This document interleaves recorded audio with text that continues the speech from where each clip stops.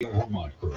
We welcome listener feedback. Email your comments to wdev@radiovermont.com. Energy.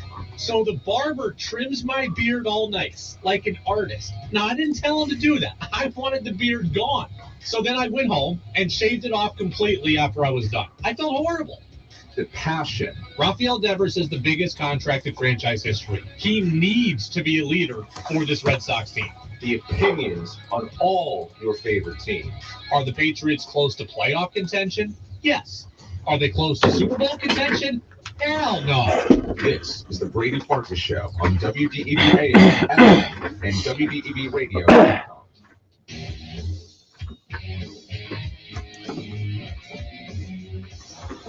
What's up, everybody? A very happy Celtics win Monday to you and yours. I hope everybody had a great Mother's Day, but I hope everybody had a great Celtics Game 7 Sunday. I know that I did. We go up until 6:10 here on DEV, and then we bring you Red Sox baseball, my least favorite series of the year, Red Sox and Mariners. 1, I hate having to go against the listeners. 2, I hate having to go against the Red Sox. And 3, I hate the way the Mariners play at Fenway. 5-15 in their last 20 games at Fenway Park. They're bound to get swept. I'm bound to be angry. So, look, if you're upset the Red Sox got swept by the Cardinals, don't worry. You're going to end up 3-3 over the next 6 because I don't see any way the Mariners don't get swept in this series. That's just what they do at Fenway. They got swept at Fenway last year in 4 games. I was there for a walk-off Franchi Cordero grand slam with my buddy Steve from Facein on the text line. We went together, and all of Fenway drank my tears. So it just is what it is. This is what's going to happen. The Mariners are going to get swept. I'm going to be grumpy, but you'll all be happy. And then on Thursday, I'll come back and talk about a Red Sox team that's hopefully not in last place anymore. And it'll end up okay, but I hate this series. I hate my Mariners getting pummeled. They always get pummeled by the Red Sox. I hate going against the listeners. I hate having to root against guys on the Red Sox that I really like. And I hate being grumpy about my baseball team. That's where we're at. It's probably what's going to happen. I've come to accept it. And here's the thing, too. The Mariners have the distinct pitching advantage, right? Like Pavetta's pitching tomorrow, Houck's pitching, Bayo's pitching. These are the 3 you want to see if you're the Mariners. The Mariners have Luis Castillo, one of the best pitchers in baseball, going tomorrow. Kirby's one of the best young pitchers in baseball. He's going today. Mariners have the distinct advantage. So I'll be even more frustrated when they lose all 3. You can get in on the text line, 802-585-3026. We are presented to you by Fecto Homes. Remember, we are presented to you by Fecto Homes. If you're watching on the internet stream, give me a thumbs up. Let me know the audio is working. I now get paranoid every day. After last week when someone told me, Brady, we can see your lips moving, but we can't hear you. Now I'm verifying every day that the audio is working. So if you're watching us on Facebook Live or something, give us a little comment and let us know. Again, brought to you by Fecto Homes. 802-585-3026 is the text line. 4, 3, 2, 1. There's no other way to say it. The opening thoughts in the Brady Farkas Show are brought to you by Sticks and Stuff and Swanton Lumber, Vermont's most complete locally owned home center with locations in Enosburg, Derby, Middlesex, St. Albans, and at Swanton Lumber. They're online at sticksandstuff.com. There's no other way to say it. Just a inspirational performance from Jason Tatum. There is no other way to say it. It was amazing. It was historic. It was epic. It was inspirational. The only thing really to be talking about today, as far as I'm concerned, is that Jason Tatum continues now to answer the questions, right? And I will admit it. I know he hasn't answered the ultimate question. Can you win the big one? Maybe that's coming. But Jason Tatum continues to answer the questions, and he's answering the biggest questions that I have had. I said my one concern about Jason Tatum is that he lacks a killer instinct. I had said that Jaylen Brown was the playoff alpha this year for the Celtics. I had said that I want Brown with the ball in his hands with the game on the line. I had wondered if Tatum had that laser-like intensity. Well, yesterday, he had all of it, and he showed us all something. Game on the line, he wants the ball. Game on the line in the playoffs, he wants the ball. Capable of showing up, capable of showing out, capable of putting a bad performance behind him, capable of getting to the bucket, capable of shooting over the top of people. Whatever he wanted yesterday, he got. Whatever he wanted to do, he did. And as a result, the Celtics are back to the Eastern Conference Finals for the third time in 4 years, for the fourth time in 7 years. Yesterday was historic.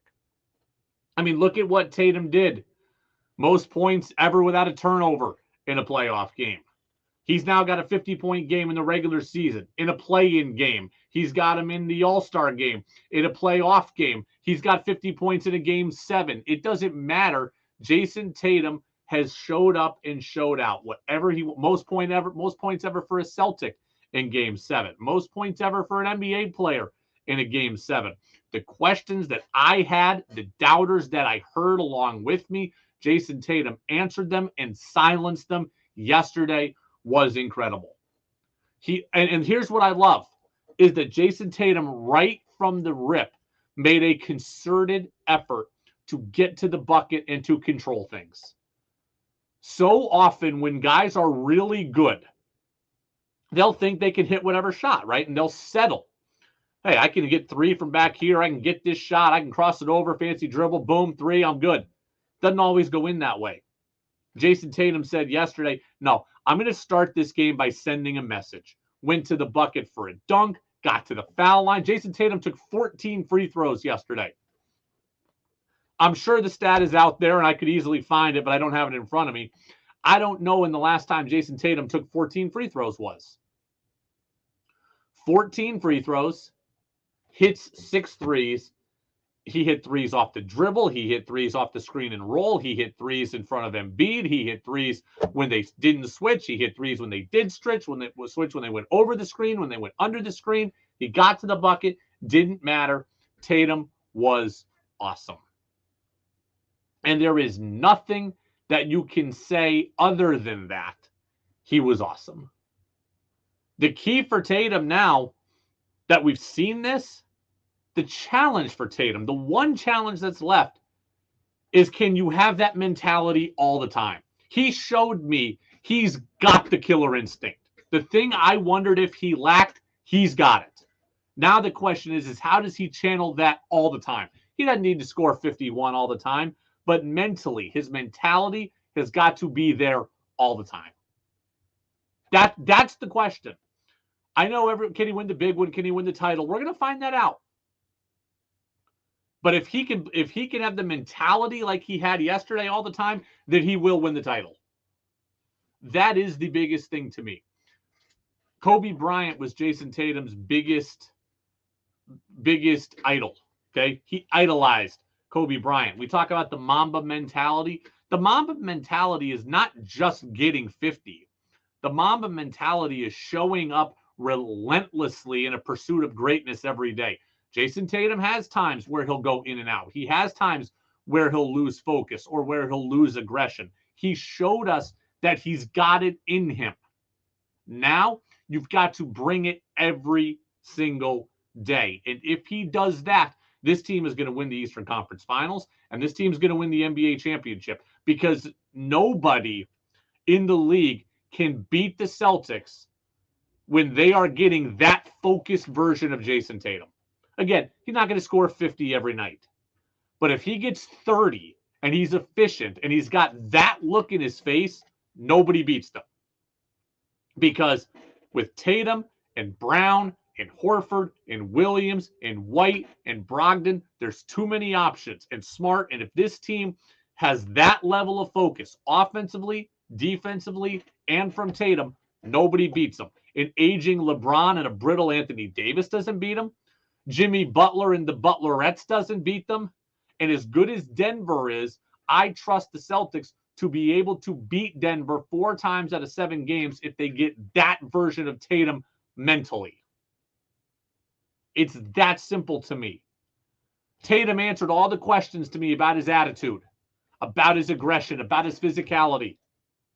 Now bring it all the time. If you do that, you're going to win the title. Look, I think the Celtics are going to roll Miami. I know it went 7 last year, but I don't think it's going 7 this year. I know Miami's good. I have respect for them. I love how Butler plays. Butler has the attitude that I want Tatum to have. He has the Mamba mentality that I want Tatum to have. He does. He's the guy. But I just don't think this team is talented enough. Oladipo's out. Lowry is, kind of on one leg. Tyler Hero's out.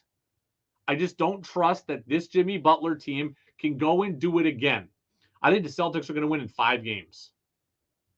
And I'm not trying to be arrogant. I'm not trying to be reactionary. I just think the Celtics unlocked something yesterday and in the fourth quarter of Game 6 that now they can repeat, they can channel, they can bottle, and they can use.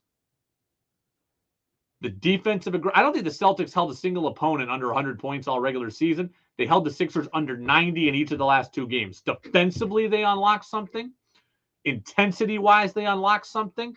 They've unlocked it at home. They've unlocked it on the road. We've seen it from Tatum. We've seen it from Brown. I think the Celtics are going to roll. 802-585-3026. Texter says, Tatum answered all the critics, including me. I was a crazed UNC fan. He was the only Duke player I ever enjoyed, and now he's arrived. He was as big time as it gets. Good stuff. Really good stuff.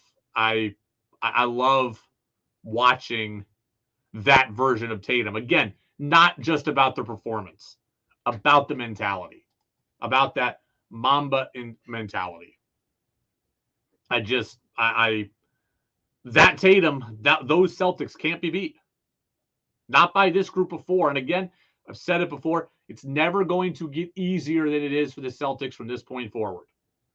An 8-seed Miami banged up, and then either LeBron and the Lakers, who are good, I do not think they're great, and then Denver, who I think is great, but I think they have enough athleticism to take advantage of Jokic and company down the line, right? I think they can. I'm not saying they're never going to shut down Jokic, but I think they can do enough offensively to make life tough for him and for Denver. Peter in Williston says, agreed, Celtics in 5, maybe 6 against Miami.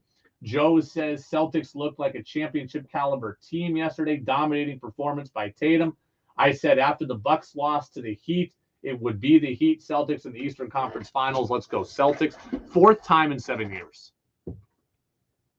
That is amazing. I know that our society is all about championships. I know that our society is all about, you have to win the big one. I totally get that, and I am a part of that.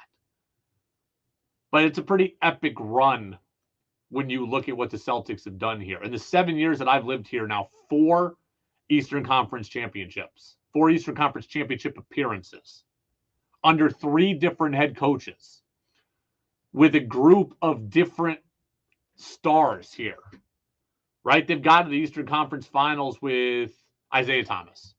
They've gotten to the Eastern Conference Finals with Kyrie Irving. They've gotten there with the Tatum and Brown-led group now twice. Pretty amazing. Brad Stevens, Ime Udoka, Joe Mazzulla. This is the time. This is absolutely the time. And after the game, Jason Tatum was showering love on the Boston crowd, and the crowd was loving him right back. Expressed it enough.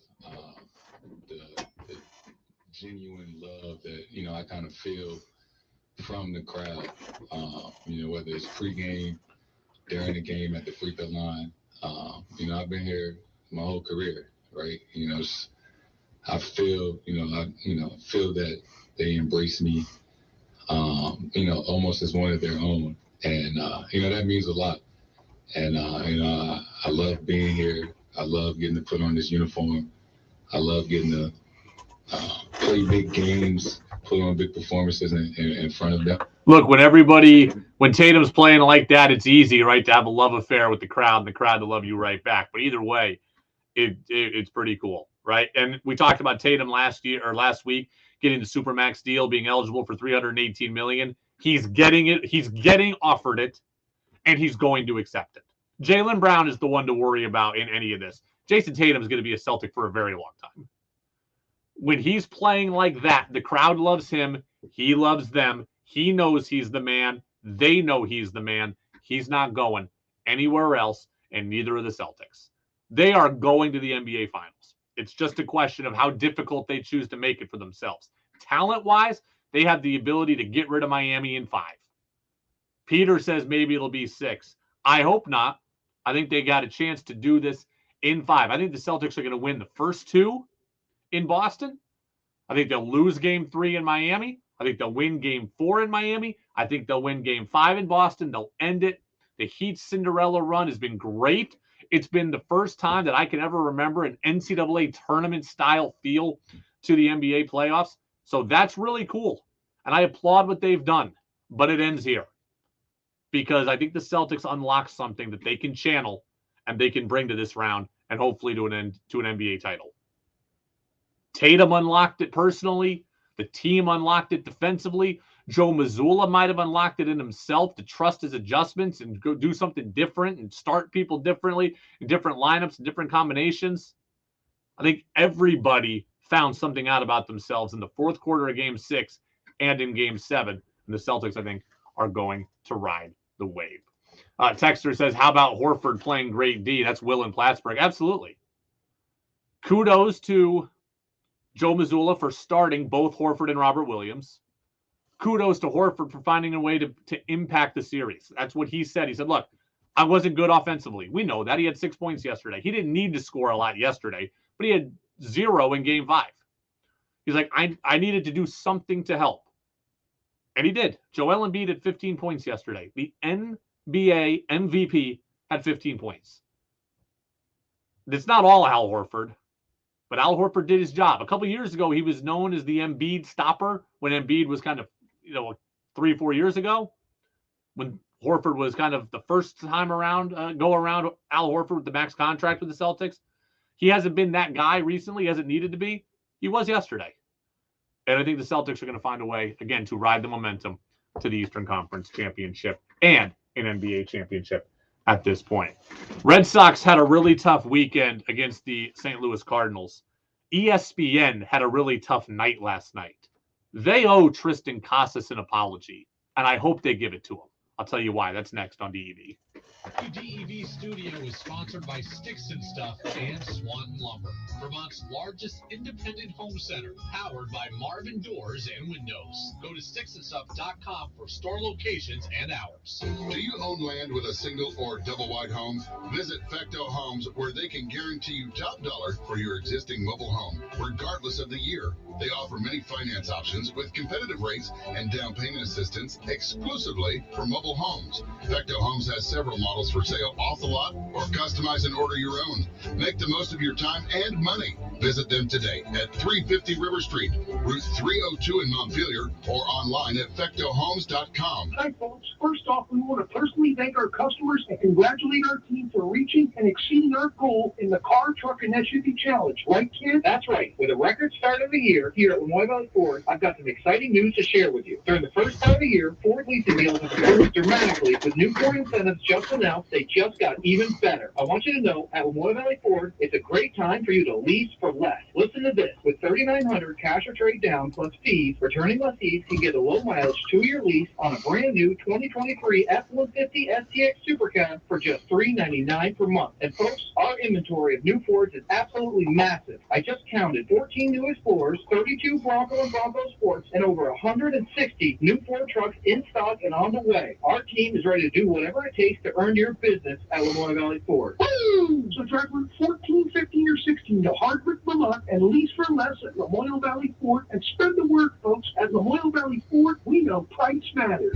Marvin windows are designed for unprecedented performance and exceptional aesthetics. Marvin's expansive window portfolio has every style you can imagine, all of them crafted with the highest quality material and the ability to mix and match across product lines that allows you to achieve the right form and function for your residential, commercial, and replacement needs. See our Marvin specialist at Sticks and Stuff and Swanton Lumber in Middlesex, St. Albans, Enosburg, Swanton, and Derby, or online at sticksandstuff.com.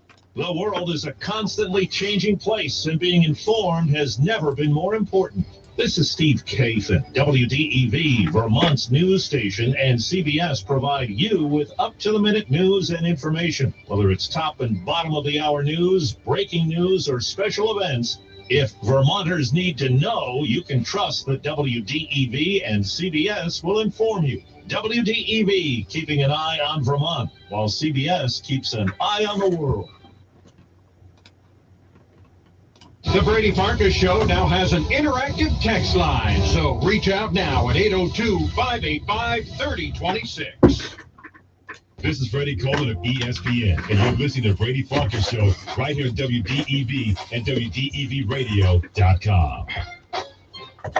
Welcome back in, Brady Farkas Show right here on WDEV, AM and FM, WDEVradio.com. The Red Sox were on Sunday Night Baseball on Sunday, right? They were taking on the St. Louis Cardinals, and they ultimately lost the game by a score of 9-1. But the big story for me is that ESPN owes Red Sox first baseman Triston Casas an apology. So Casas was mic'd up, and I believe it was the top of the second inning that he wore the microphone for ESPN. And you see this all the time, right? ESPN will have one player on per game, and they'll conduct a live interview with them during the game, right? It's been Kyle Schwarber, it's been Mookie Betts, it's been Martin Maldonado. On Sunday, it was Triston Casas. And Sunday was also Mother's Day, right? We know this. And ESPN, I thought, did a really good job of incorporating Mother's Day into the broadcast. Before the game, pre-game, there was the crew talking with Alex Cora. They brought about a video chat with Cora and his mom, which was really, really cool. Cora was completely surprised by it. On the Cardinal side of things, Lars Nootbaar's mother appeared, and he almost cried at seeing his mother on the video chat. And that was awesome. Those were powerful moments, and they were a lot of fun. Juxtapose that to what happened when Casas was on the microphone, on the mic'd up segment. They asked him, Karl Ravech asked Casas what Mother's Day means to him. Well, Casas's mother passed away a few years ago. It was completely out of line. It was completely out of bounds. It was in complete poor taste. Now, and I can't even say that Karl Ravech was unprepared and just didn't know. He knew. He asked the question, hey, your mother died when you were younger. What does Mother's Day mean to you? He knew what he was asking. It was completely inappropriate. It was completely insensitive. It was completely in poor taste. Now, kudos to Casas for handling it well. I'm going to play it for you in a second, but just because Casas handled it well does not excuse ESPN's poor judgment in asking this question. Here was Karl Ravech, to Triston Casas on Sunday Night Baseball. 3-0 to Gorman. You know, we had Alex Cora on. I know your mom passed away when you were young. What does Mother's Day mean to you and your brother? Yeah, you know, what happened was unfortunate to me, but I have so many mother figures in my life. Whether they have my last name or whether they don't, I have so much support from everybody, you know, around.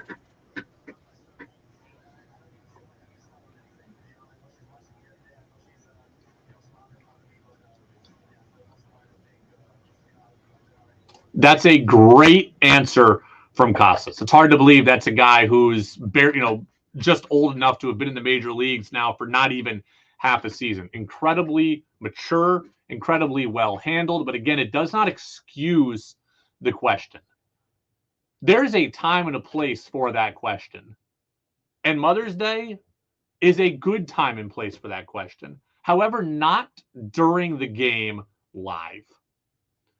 If you want to ask him that one-on-one at the dugout before the game, okay. If you want to ask him that post-game at a press conference, then okay. At least there you've given him a chance to answer the question one-on-one, and you've given him a chance to be with his own potential emotions.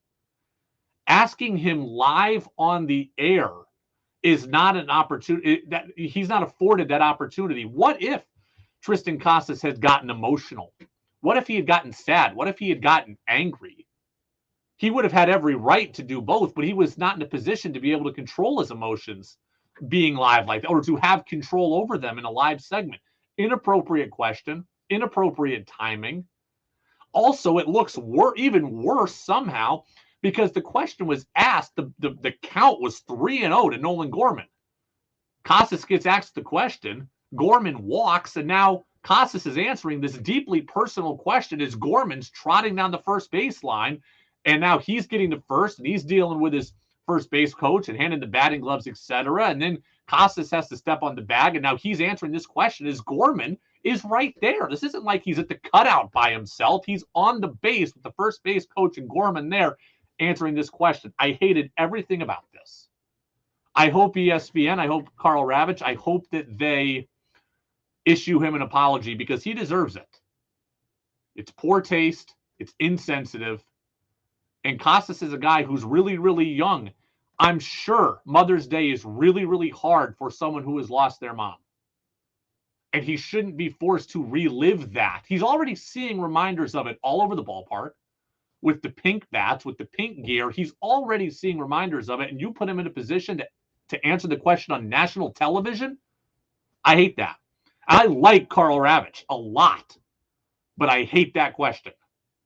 And I really can't believe that he asked that. If you notice, he stopped his question short. It's almost like maybe and I saw this from someone else. It's not an original thought by me. It's almost like maybe he knew he was headed for a bad road, but just couldn't stop it.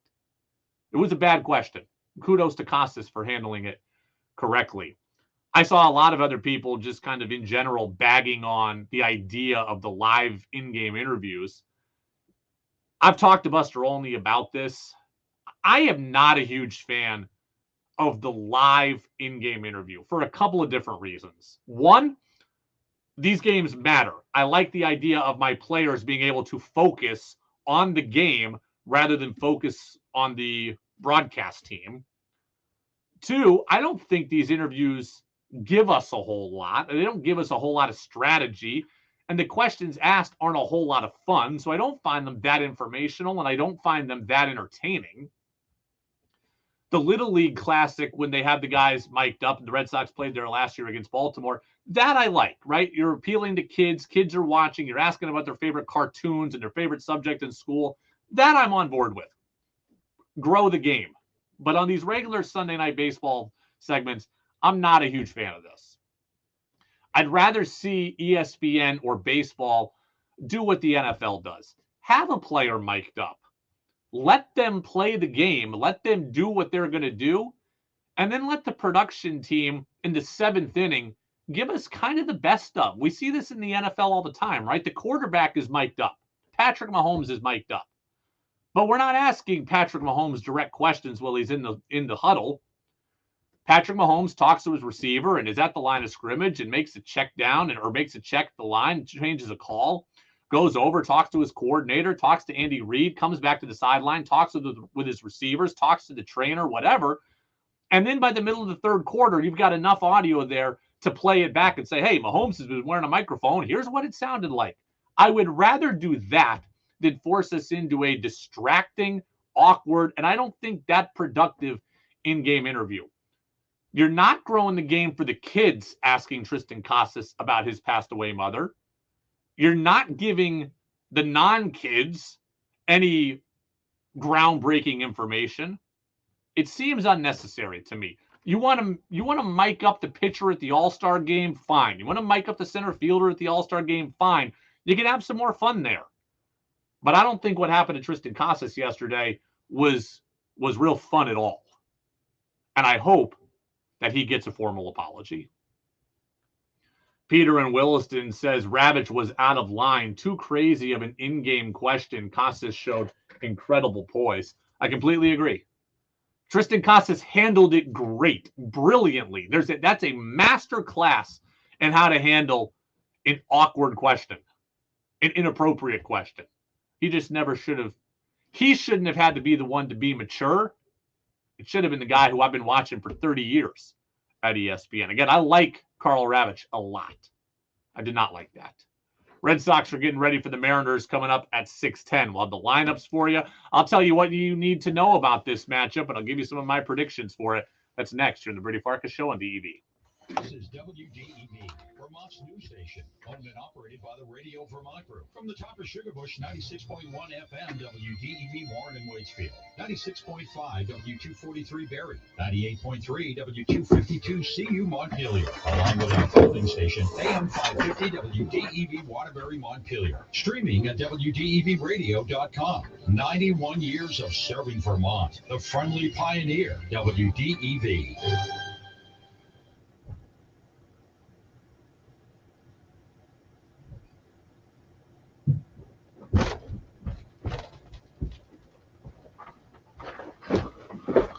Farmington, New Mexico, where at least 3 people were killed and 2 officers were injured outside of a church. 424, looks like we might have one patient. We have one subject laying down in the middle of the road. The shooter was seemingly shooting at random in a residential area. He was killed by police. President Biden will meet with congressional leaders tomorrow for more debt ceiling talks, but House Speaker Kevin McCarthy isn't very optimistic about making a deal. I still think it's far apart. CBS's Nicole Killian. Time is really ticking here. You have President Biden who's getting ready to go overseas to Japan and Australia. You have Congress getting ready to recess as soon as this week. So it really doesn't leave much time. And really, we would need to see a lot of substantive progress by tomorrow. The default deadline is June 1st. Police still don't know why a man wanted to attack Virginia Congressman Jerry Connolly at his office in Fairfax. He wasn't there today, so he attacked staffers instead. Police Sergeant Lisa Gardner. It is very concerning, and it's quite frankly scary that someone can just walk up to an office holding a baseball bat and just start swinging at innocent victims. The suspects in police custody. Kids in Oakland will be back in class tomorrow after a week-long teachers strike. KPIX TV's Jocelyn Moran is there. The teachers union says they've reached an agreement to raise compensation by 15%. They say they agreed to add teacher librarians, more counselors, mental health services to schools. The districts also agreed to help house homeless students.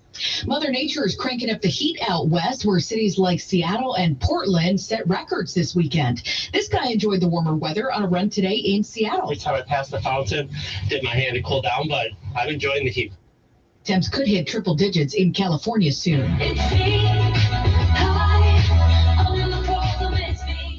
Did you know Connecticut Senator Richard Blumenthal's a Swiftie? CBS's Matt Piper says he's working to make a big change now after Taylor's big Ticketmaster disaster. Taylor Swift deserves to be treated right. The Democrat has introduced the Unlocked Ticketing Markets Act, which he says would help restore competition to live event ticketing by empowering the Federal Trade Commission to prevent the use of multi-year exclusive contracts. It means exorbitant ticket prices that are only skyrocketing, and it means less competition. He says Ticketmaster is locked up 70 to 80% of the market share. I felt for the fans who were shut out and shut down. Ticketmaster since had problems with other big events, including Beyonce's tour. Many fans opting to see her in Europe because it's cheaper. This is CBS News. Need to hire quality candidates fast? You need Indeed. Their powerful hiring platform helps you attract, interview, and hire candidates all in one place. Visit Indeed.com/credit. Hi, folks. This is Peter Burke. Join Joel Nashman in the Garden Saturdays at 12:30. Don't try to do it alone in the garden. Call in with questions for advice or just to share your successes in the garden. Brought to you in part by The Willie's Store, family owned since 1900 in Greensboro. Holly Construction, Gregory Drive, South Burlington. One call does it all. And your locally owned Montpelier Agway, East Montpelier Road. Don't have time to stop by a bank branch? At Union Bank, it takes less than 5 minutes to open an account online. Union Bank makes opening an account online easy, and they offer several personal checking and savings account options to choose from. Visit ublocal.com. Union Bank, a Vermont institution for over 130 years, rated best small bank in Vermont by Newsweek, and the top performing publicly traded community bank in New England by the American Bankers Association. Union Bank, stay local, go far. ZipRecruiter.com/free.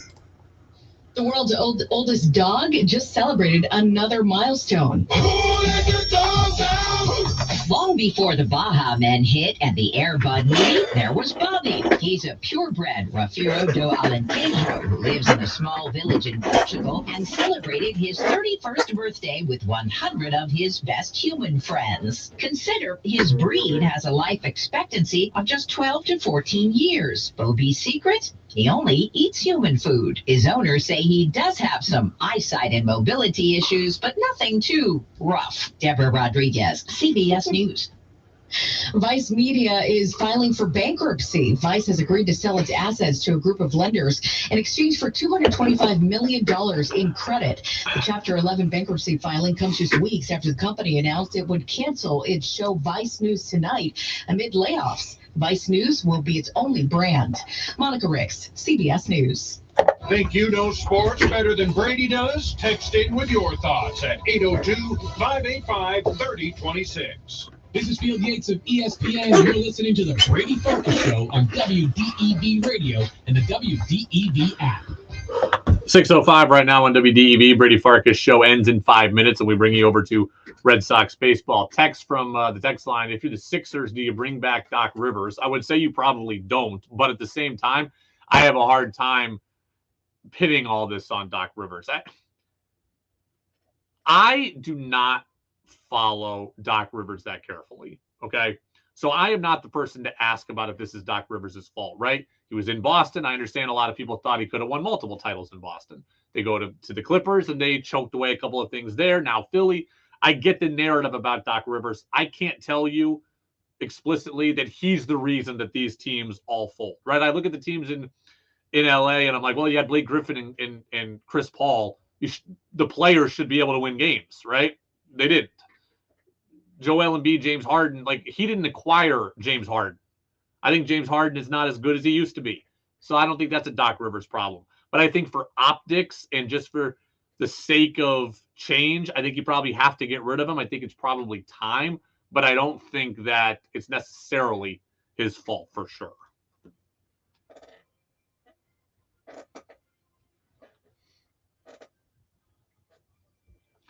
Red Sox Mariners 3.5 minutes from now. Let me tell you what you're watching with the Mariners. Let me tell you why I think the Red Sox are going to have a good series in here. I joked about the Mariners getting swept. I do think the Red Sox will win this series, though, and here is why. The Mariners are not a good offensive team. They're at the bottom of most offensive metrics. Batting average, runs scored, middle of the pack in home runs. They're at the top of the league in strikeouts. They strike out a ton. They don't walk very much. So they are not going to put together dominant offensive performances. If the Red Sox pitchers just throw strikes, they should have success. If Tanner Houck comes out and walks 5 guys today, there's a chance that it can go walk, 3-run homer. That is true. The Mariners can do that.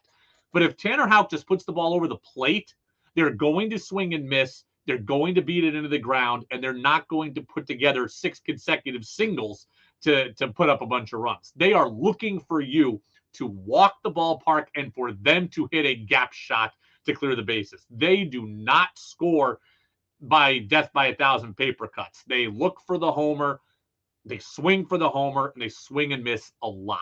So even though this is the weaker part of the Red Sox rotation, Houck, Pivetta, Bello, if you put the ball over the plate, they're going to get themselves out. I am fully convinced of that. 2, the Mariners pitching staff, starting-wise, is extremely good. George Kirby's going to pitch tonight. I think he's got 2 walks on the season. He is phenomenal control. But the Red Sox do not strike out very much. So I think Kirby will do well today. I could see him being out after 5 or 6. And then you get to the bullpen where there's questions, right? Andres Munoz is out. They're relying on a lot of minor league invitation guys that have been good but could go kaput any second now. So if George Kirby gets a high pitch count and is out after 5 1/3, 6, Red Sox get to a bullpen that has a lot of questions. If they keep this close, drive up pitch count, don't strike out a lot, which are hallmarks for them, they got a great chance to win this game tonight. They got a great chance to win this series. I think these teams are both. I think the Red Sox are a little better than average. I think the Mariners are average, as evidenced by their 20-20 record. Red Sox can win this game, though, because they can just be a nuisance at the plate. Starting lineup: J.P. Crawford leads off at shortstop. Ty France is at first. Julio Rodriguez is in center. Jared Kelenick's in left. Eugenio Suarez is slumping. He's at third. Cal Raleigh, remember the Vermont Ties, his father Todd, is the catcher. Teoscar Hernandez is the right fielder. Taylor Trammell, the DH, and Colton Wong is at second. For For the Sox, Jarren Duran leads off today. He's in center. Alex Verdugo in right. Justin Turner, the DH. Rafi Devers at third. Casas at first. Raimel Tapia in left. Pablo Reyes at short. And Manuel Valdez at second. Connor Wong, the catcher. No Yoshida today. No Kike Hernandez today. Yoshida just gets a day off. Kike dealing with a hamstring issue. That's why Duran is in the leadoff spot. I'll say it, go Mariners. I'm not confident it's going to happen. I'll see you tomorrow, 5:30 to 6:10 again. Go download the podcast on DEV.